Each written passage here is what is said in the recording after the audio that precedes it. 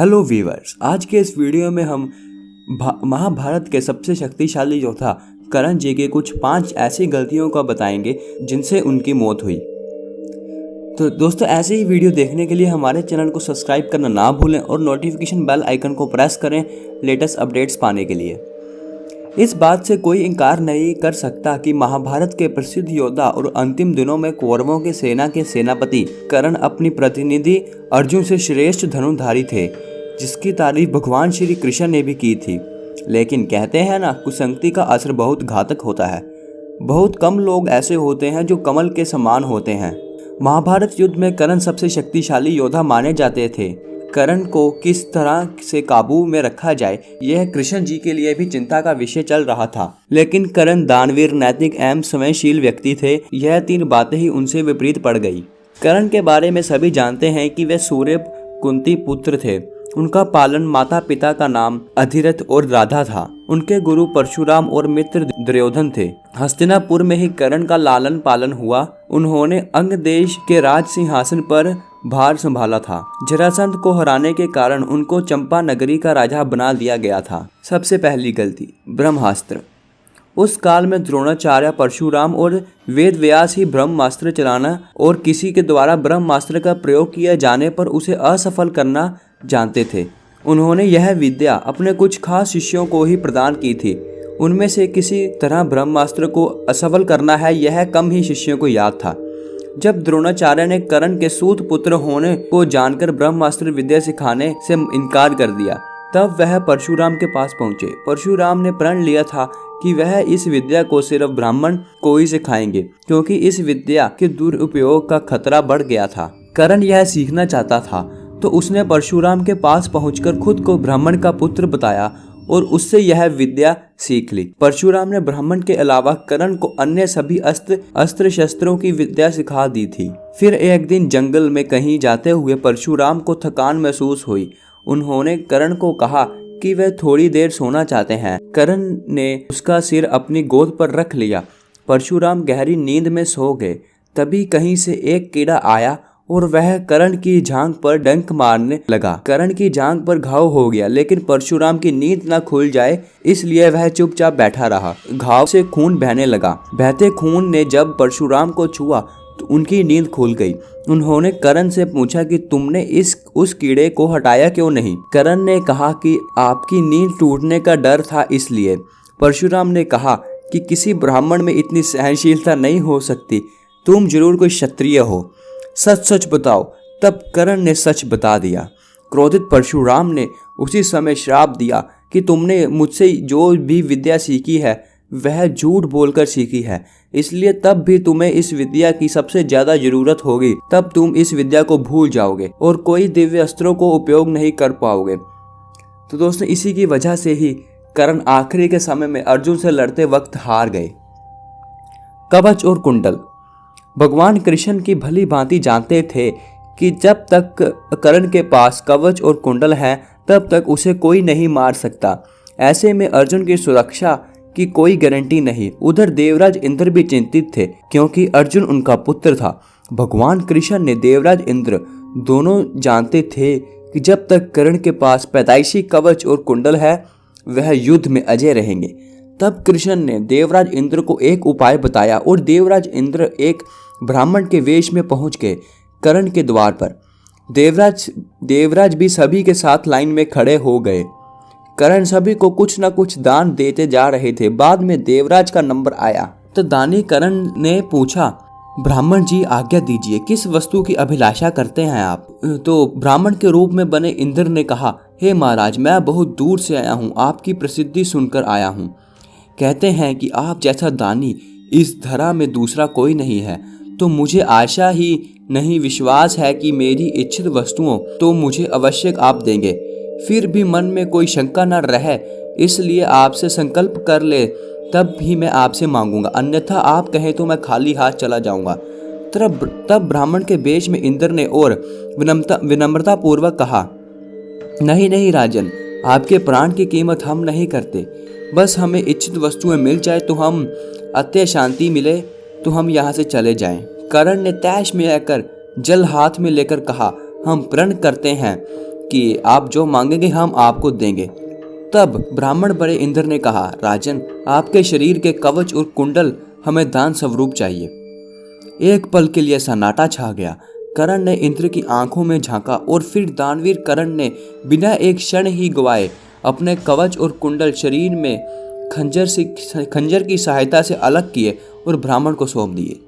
इंद्र ने दौड़ लगा दी और दूर खड़े रथ पर सवार होकर भाग गए, इसलिए कि कहीं उनका राज खुलने के बाद कर्ण का मन बदल न जाए। कुछ मील जाकर इंद्र का रथ नीचे उतरकर भूमि में धंस गया। तभी आकाशवाणी हुई, देवराज इंद्र, तुमने बड़ा पाप किया है। अपने पुत्र अर्जुन की जान बचाने के लिए तुमने छल पूर्वक कर्ण की जान खतरे में डाल दी। अब यह रथ यहीं धंसा रहेगा और तू भी यहीं धंस जाएगा। तब इंद्र ने आकाशवाणी से पूछा, इससे बचने का उपाय क्या है? तब आकाशवाणी ने कहा, अब तुम्हें दान दी गई वस्तु के बदले बराबरी की वस्तु देनी होगी। इंद्र क्या कहता, उन्होंने यह मंजूर कर लिया। तब वह फिर कर्ण के पास गए, लेकिन इस बार ब्राह्मण के वेश में नहीं। कर्ण ने उन्हें आता देखकर कहा, देवराज, आदेश करिए, क्या चाहिए? इंद्र ने झुकते हुए कहा, हे दानवीर, अब मैं याचक नहीं बल्कि आपको कुछ देना चाहता हूँ। कवच कुंडल को छोड़कर मांग लीजिए, आपको जो कुछ भी मांगना है। कर्ण ने कहा, देवराज, मैंने आज तक कभी किसी से कुछ नहीं मांगा और ना ही मुझे कुछ चाहिए। कर्ण सिर्फ दान देना जानता है, लेना नहीं। तभी इंद्र ने विनम्रता पूर्वक कहा, महाराज कर्ण, आपको कुछ तो कुछ मांगना ही पड़ेगा, अन्यथा मेरा रथ और मैं यहीं धंस हूं।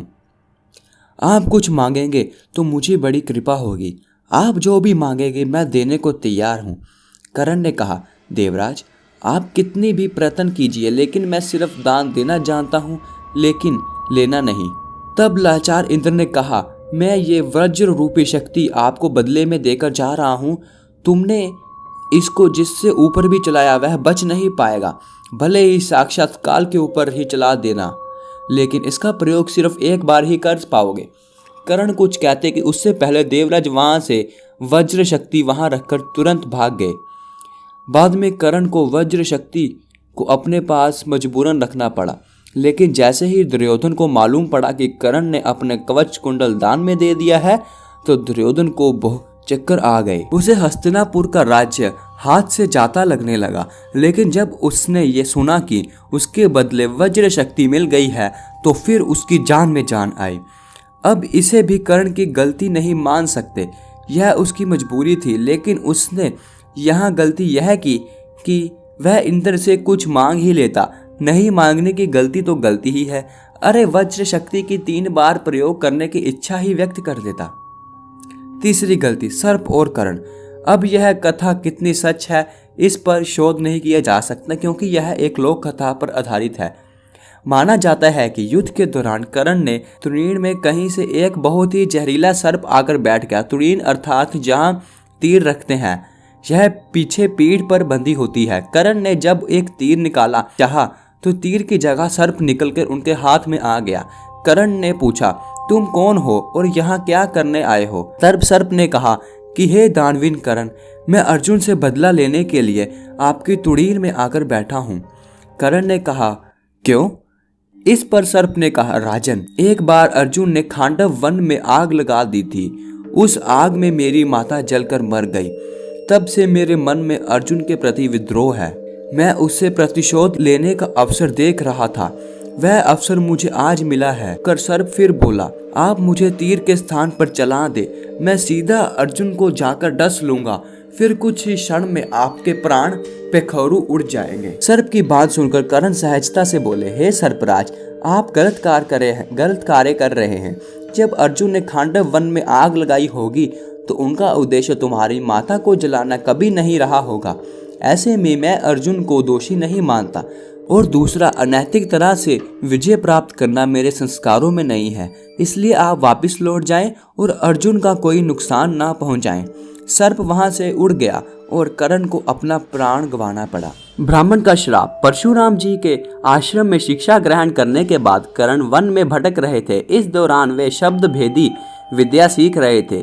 जब एक दिन इस विद्या का अभ्यास कर रहे थे, तब उन्होंने एक गाय के बछड़े को अन्य वन्य पशु समझकर शब्द भेदी बाण चला दिया और उस बाण से बछड़ा मर गया। तब उस गाय बछड़े के स्वामी ब्राह्मण ने कर्ण को श्राप दे दिया कि जिस प्रकार उसने एक असहाय बछड़े को मारा है, वैसे ही एक दिन वह भी तब मारा जाएगा जब वह खुद को असहाय महसूस करेगा और जब उसका सारा ध्यान अपने शत्रु से कहीं और अलग होगा। हुआ भी कुछ ऐसा ही। जब कर्ण का अर्जुन से घोर युद्ध चल रहा था, जिस रथ पर कर्ण था उस रथ का पहिया बार बार भूमि पर धंस जाता रहा था और वह उसे निकालने फिर युद्ध करने लगता था। उस समय में जब फिर से उसका रथ का पहिया भूमि में धंस गया, तब वह फिर से उसे निकालने लगा और उसी समय घबराहट भी हो रही थी। उसका सारा ध्यान युद्ध के अलावा पहिए पर चला गया। वह खुद को असहाय महसूस करने लगा। इसी मौके का लाभ उठाकर अर्जुन ने कर्ण को मार डाला। 5वीं गलती, कुंती को दिया वचन। एक बार कुंती कर्ण के पास गई। उसने पांडवों की ओर से लड़ने का आग्रह करने लगी। कर्ण को मालूम था कि कुंती मेरी माँ है। कुंती के लाख समझाने पर भी कर्ण नहीं माना और कहा कि जिसके साथ मैंने अब तक अपना सारा जीवन बिताया है, मैं उसके साथ विश्वासघात नहीं कर सकता। तब कुंती ने कहा कि क्या तुम अपने भाइयों को मारोगे? इस पर कर्ण ने बड़ी ही दुविधा की स्थिति में वचन दिया, माते तुम जानती हो कि कर्ण के यहाँ याचक बनकर आया कोई भी खाली हाथ नहीं जाता। अतः मैं तुम्हें वचन देता हूँ कि अर्जुन को छोड़कर मैं अपने भाइयों पर शस्त्र नहीं उठाऊंगा। तो दोस्तों, आपको अब उनकी 5 गलतियों के बारे में तो पता चल ही गया होगा, जिनकी वजह से कर्ण, जो कि कभी नहीं मरने वाले थे, उनकी मृत्यु हुई। तो दोस्तों, आज का वीडियो हम यहीं पर ही समाप्त करते हैं। मैं जानता हूँ आज का वीडियो लंबा हो गया है, इस बनाने में काफ़ी मेहनत लगी है, तो हमारी मेहनत का मोल पा दीजिए। हमारे इस वीडियो को लाइक करना ना भूलें और सब्सक्राइब करें चैनल को ऐसे ही एजुकेशन के रिलेटेड वीडियो देखने के लिए। तब तक के लिए गुड बाय।